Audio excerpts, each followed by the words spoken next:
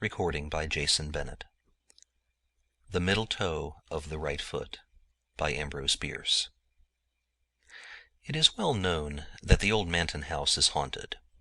In all the rural district near about, and even in the town of Marshall a mile away, not one person of unbiased mind entertains a doubt of it. Incredulity is confined to those opinionated persons who will be called cranks as soon as the useful word shall have penetrated the intellectual domain of the Marshall advance. The evidence that the house is haunted is of two kinds: the testimony of disinterested witnesses who have had ocular proof, and that of the house itself.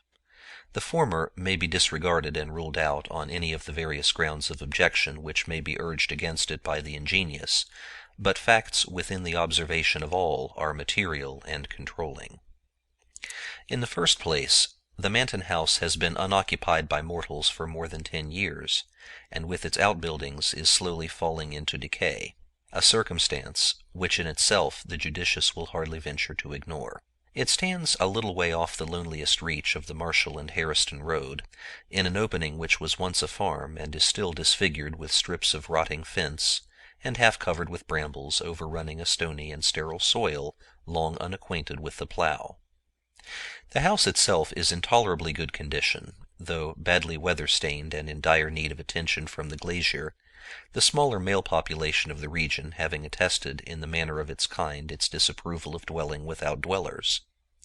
It is 2 stories in height, nearly square, its front pierced by a single doorway flanked on each side by a window boarded up to the very top.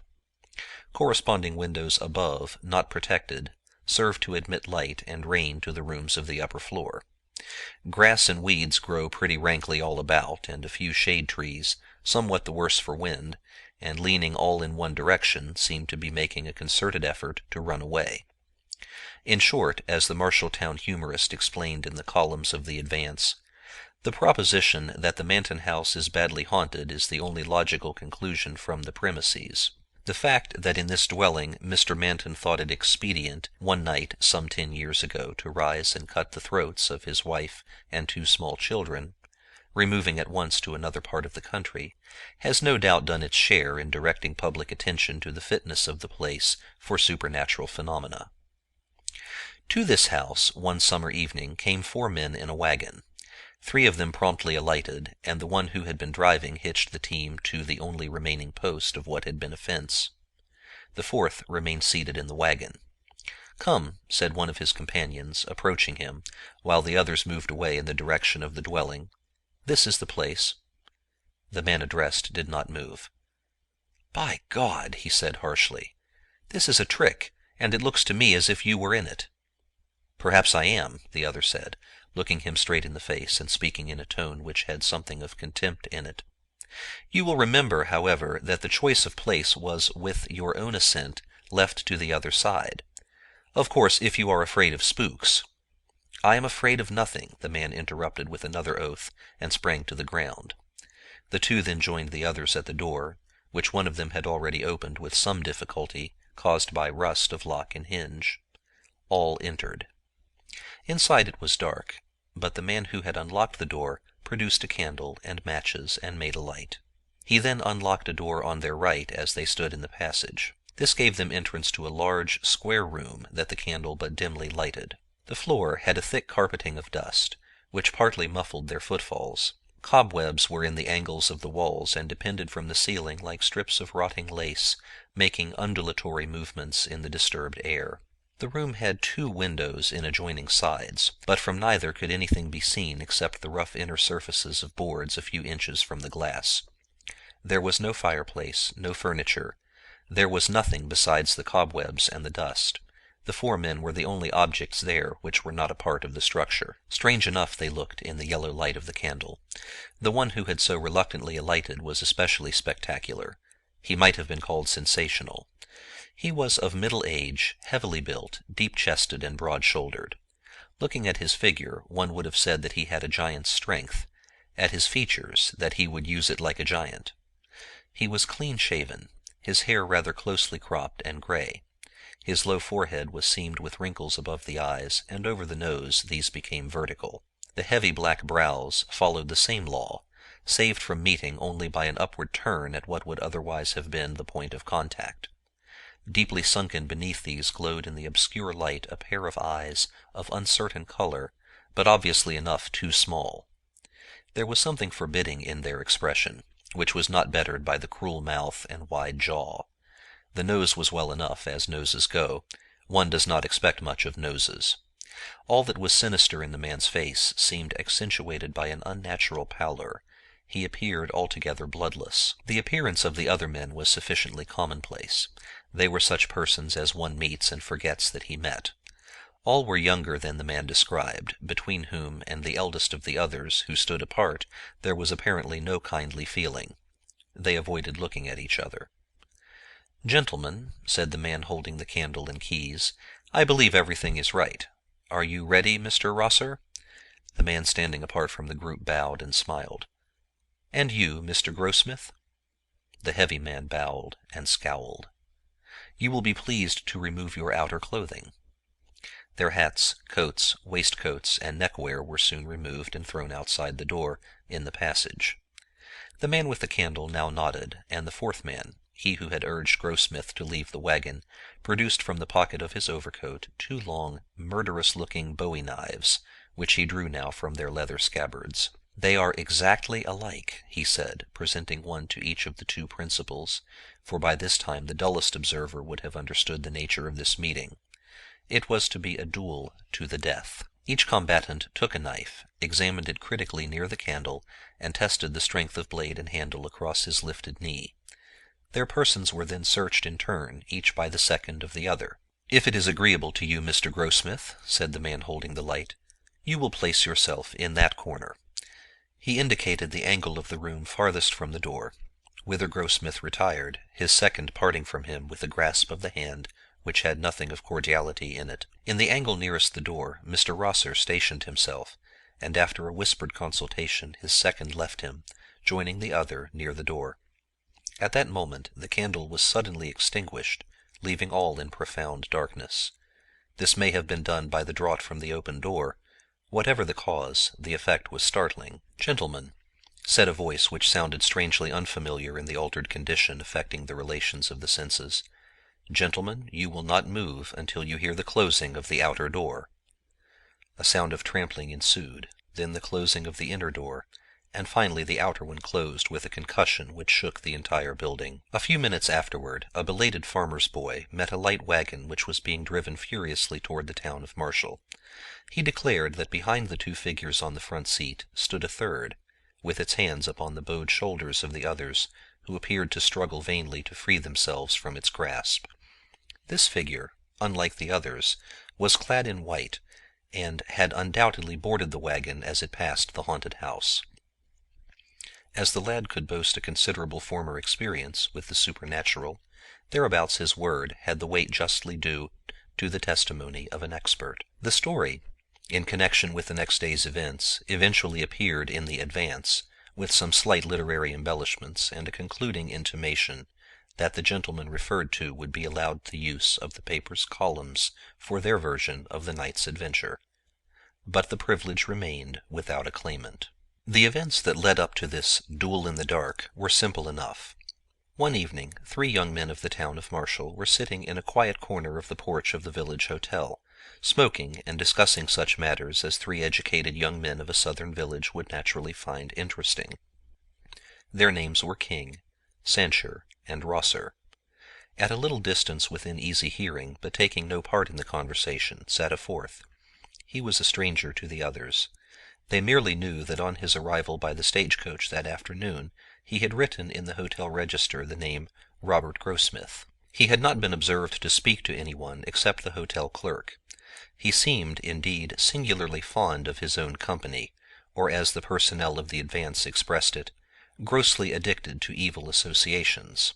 But then it should be said, in justice to the stranger, that the personnel was himself of a too convivial disposition fairly to judge one differently gifted, and had, moreover, experienced a slight rebuff in an effort at an interview. "I hate any kind of deformity in a woman," said King, "whether natural or acquired. I have a theory that any physical defect has its correlative mental and moral defect. "I infer, then," said Rosser, gravely, "that a lady lacking the moral advantage of a nose would find the struggle to become Mrs. King an arduous enterprise." "Of course you may put it that way," was the reply. "But, seriously, I once threw over a most charming girl on learning quite accidentally that she had suffered amputation of a toe. My conduct was brutal if you like, but if I had married that girl I should have been miserable for life, and should have made her so." "Whereas," said Sancher, with a light laugh, "by marrying a gentleman of more liberal views she escaped with a parted throat." "Ah, you know to whom I refer. Yes, she married Manton, but I don't know about his liberality. I'm not sure but he cut her throat because he discovered that she lacked that excellent thing in woman, the middle toe of the right foot." "Look at that chap," said Rosser in a low voice, his eyes fixed upon the stranger. That chap was obviously listening intently to the conversation. "Damn his impudence," muttered King. "What ought we to do?" "That's an easy one," Rosser replied, rising. "Sir," he continued, addressing the stranger, "I think it would be better if you would remove your chair to the outer end of the veranda. The presence of gentlemen is evidently an unfamiliar situation to you." The man sprang to his feet and strode forward with clenched hands, his face white with rage. All were now standing. Sancher stepped between the belligerents. "You are hasty and unjust," he said to Rosser. "This gentleman has done nothing to deserve such language." But Rosser would not withdraw a word. By the custom of the country and the time there could be but one outcome to the quarrel.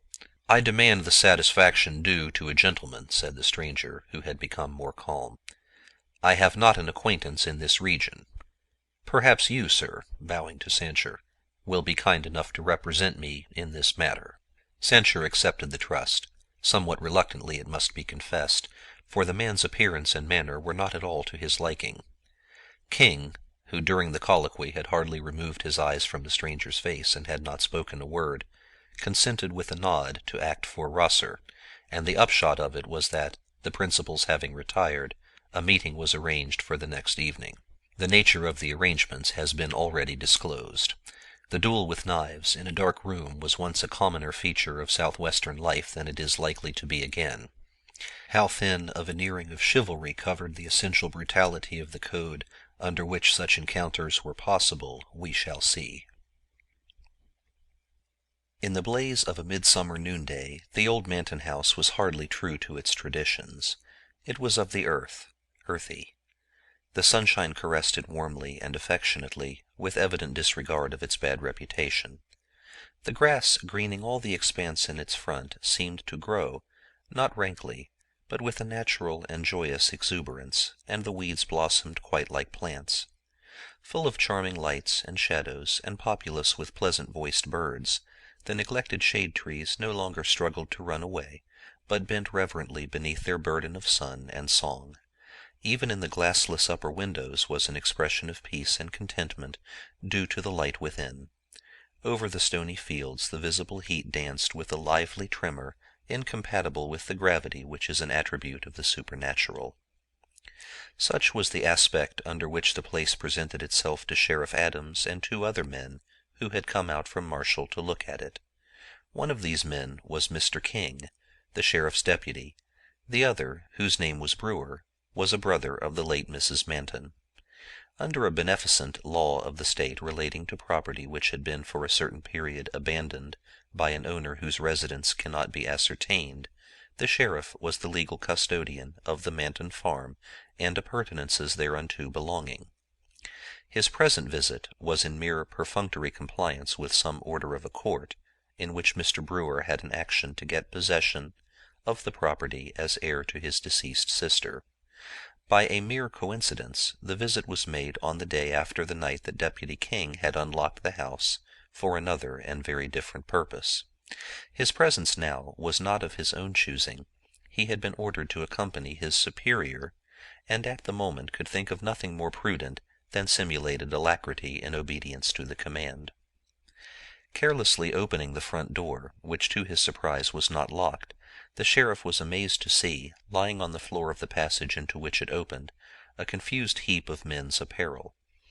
Examination showed it to consist of 2 hats, and the same number of coats, waistcoats, and scarves, all in a remarkably good state of preservation, albeit somewhat defiled by the dust in which they lay. Mr. Brewer was equally astonished, but Mr. King's emotion is not on record. With a new and lively interest in his own actions, the sheriff now unlatched and pushed open the door on the right, and the three entered. The room was apparently vacant. No, as their eyes became accustomed to the dimmer light, something was visible in the farthest angle of the wall. It was a human figure, that of a man crouching close in the corner. Something in the attitude made the intruders halt when they had barely passed the threshold. The figure more and more clearly defined itself. The man was upon one knee, his back in the angle of the wall, his shoulders elevated to the level of his ears, his hands before his face, palms outward, the fingers spread and crooked like claws. The white face turned upward on the retracted neck had an expression of unutterable fright, the mouth half open, the eyes incredibly expanded. He was stone dead. Yet, with the exception of a bowie knife, which had evidently fallen from his own hand, not another object was in the room. In thick dust that covered the floor were some confused footprints near the door and along the wall through which it opened. Along one of the adjoining walls, too, past the boarded-up windows, was the trail made by the man himself in reaching his corner. Instinctively, in approaching the body, the three men followed that trail. The sheriff grasped one of the outthrown arms. It was as rigid as iron, and the application of a gentle force rocked the entire body without altering the relation of its parts. Brewer, pale with excitement, gazed intently into the distorted face. "God of mercy!" he suddenly cried. "It is Manton." "You are right," said King, with an evident attempt at calmness. "I knew Manton. He then wore a full beard, and his hair long, but this is he." He might have added, "I recognized him when he challenged Rosser. I told Rosser and Sancher who he was before we played him this horrible trick. When Rosser left this dark room at our heels, forgetting his outer clothing in the excitement, and driving away with us in his shirt-sleeves, all through the discreditable proceedings we knew whom we were dealing with, murderer and coward that he was." But nothing of this did Mr. King say. With his better light he was trying to penetrate the mystery of the man's death. That he had not once moved from the corner where he had been stationed, that his posture was that of neither attack nor defense, that he had dropped his weapon, that he had obviously perished of sheer horror of something that he saw, these were circumstances which Mr. King's disturbed intelligence could not rightly comprehend. Groping in intellectual darkness for a clue to his maze of doubt, his gaze, directed mechanically downward in the way of one who ponders momentous matters, fell upon something which there, in the light of day, and in the presence of living companions, affected him with terror. In the dust of years that lay thick upon the floor, leading from the door by which they had entered, straight across the room to within a yard of Manton's crouching corpse, were three parallel lines of footprints, light but definite impressions of bare feet, the outer ones those of small children, the inner a woman's. From the point at which they ended they did not return. They pointed all one way. Brewer, who had observed them at the same moment, was leaning forward in an attitude of rapt attention, horribly pale. "Look at that!" he cried, pointing with both hands at the nearest print of the woman's right foot, where she had apparently stopped and stood. "The middle toe is missing. It was Gertrude." Gertrude was the late Mrs. Manton, sister of Mr. Brewer. End of The Middle Toe of the Right Foot by Ambrose Bierce.